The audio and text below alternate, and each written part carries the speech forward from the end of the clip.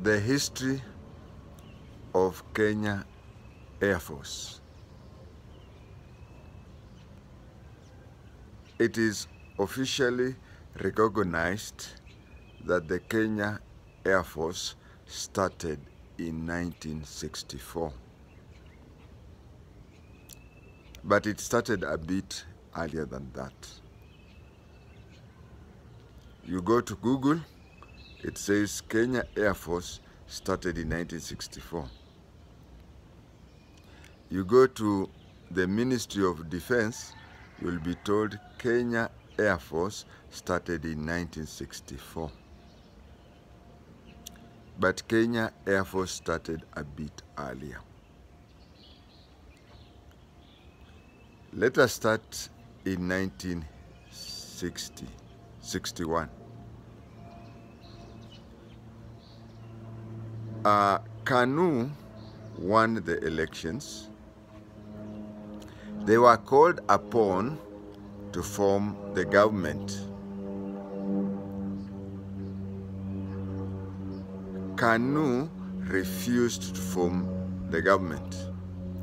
They said that they cannot form the government if their leader, Mzee Jomo Kenyatta, was under house arrest in Samburu,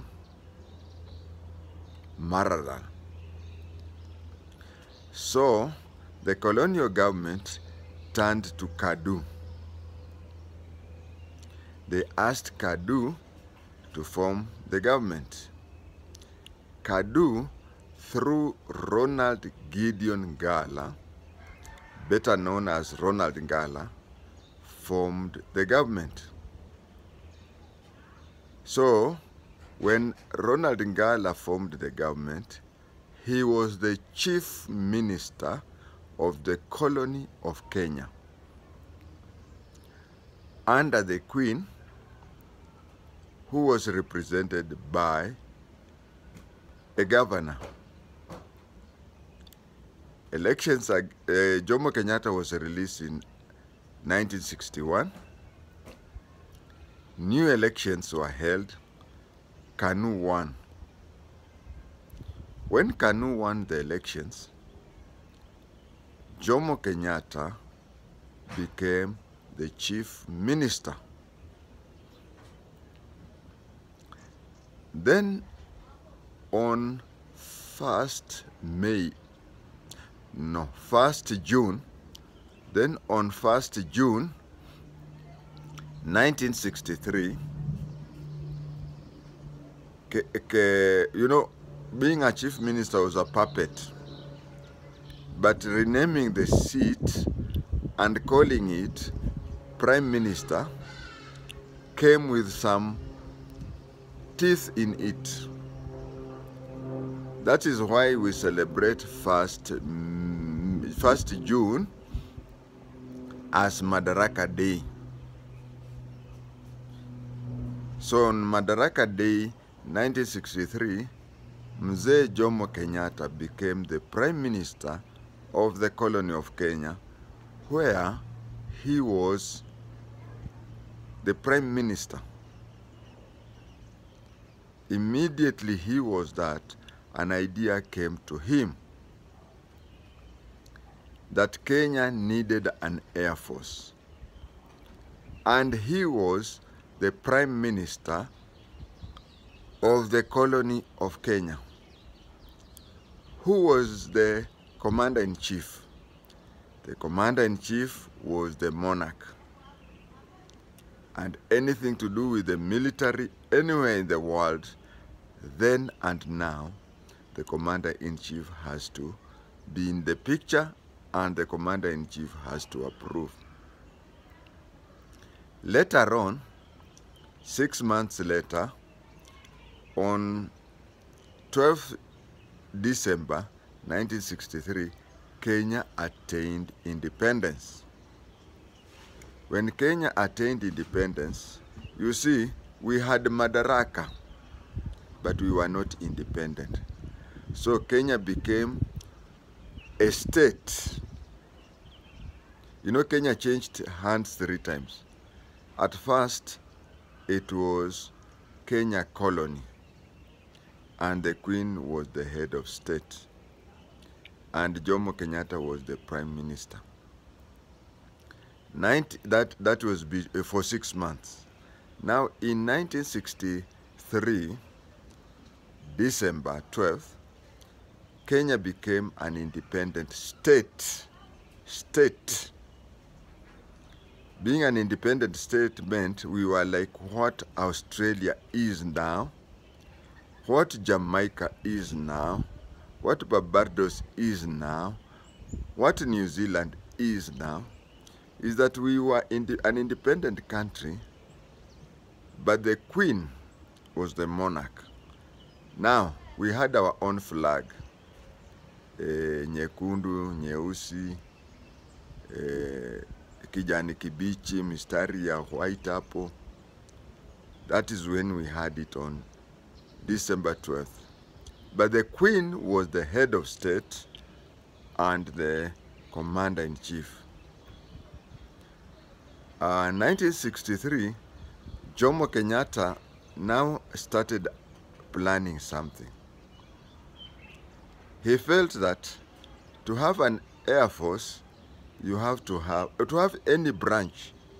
Like now, if you want to add another branch into Kenya, we have 3 branches: Air Force, Navy,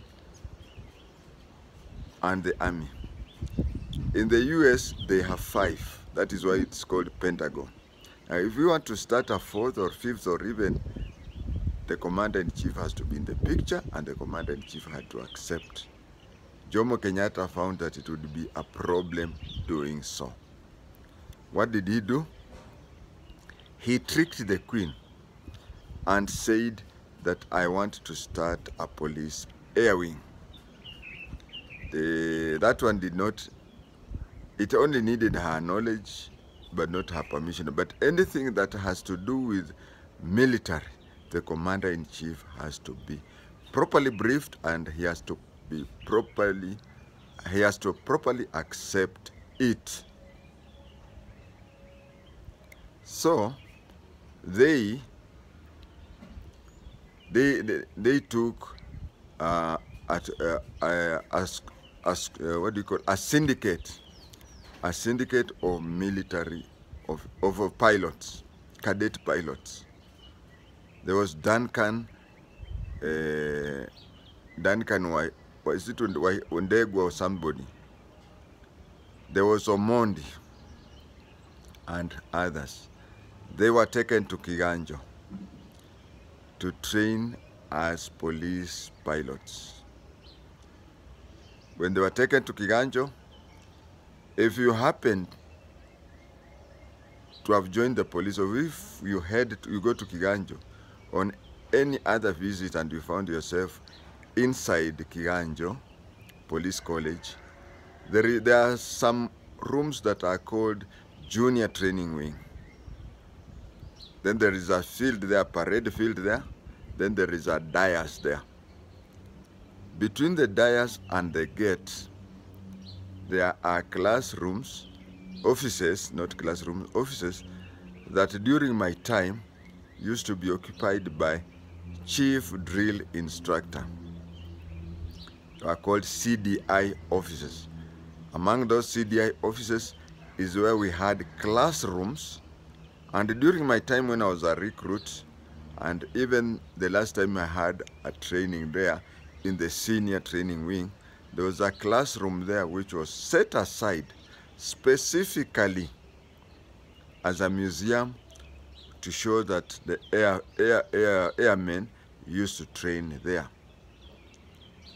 So, you know, pilot ni pilot. Even the pilot of jet fighters, even the pilot of helicopters, and so on. You have to start off with a Cessna, then you go to Tucano, then you now specialize. Are you going to be an helicopter pilot, or you're going? So those things are basically just like any other training, weaponry. These small firearms up to light machine guns are handled by police or even Kenya Wildlife. and Kenya Forest. But if you have to undergo serious firearms, then that is the work of the military. If it is a mortar bomb, during my time, non-military personnel handled up to 60 millimeters. But the military in the artillery, they were handling 120 millimeters. But nowadays, it could even be bigger than 120. So basically, the training are similar. These people started training at Duncan and Omondi and others, started training in Kiganjo, and they were even taken out of Kenya to be pilots of the Kenya police. So that when 1964, Kenya became a republic, and Jomo Kenyatta, in his position as a commander-in-chief, authorized for the formation of Kenya Air Force. Then those pilots who had been posing as police pilots became the Kenya Air Force pilots. Now you know.